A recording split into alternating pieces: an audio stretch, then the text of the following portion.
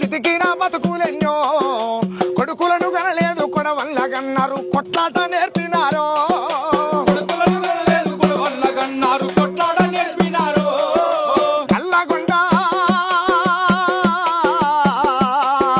నల్లగొండ కడుపు నిండా చండూరు మండలం పుల్లెముల గ్రామం ప్రజాయుద్ధం పాకాను మంతును విప్లవాయోధుణ్ణి గన్నదమ్మో మూటగొట్టే తండ్రి కాయ కష్టం నేర్పింది విప్లవ పోరుతత్వం పీడితుల పిడికిల్ల నక్సలిజం చేసింది ప్రజలను ఐక్యమత్యం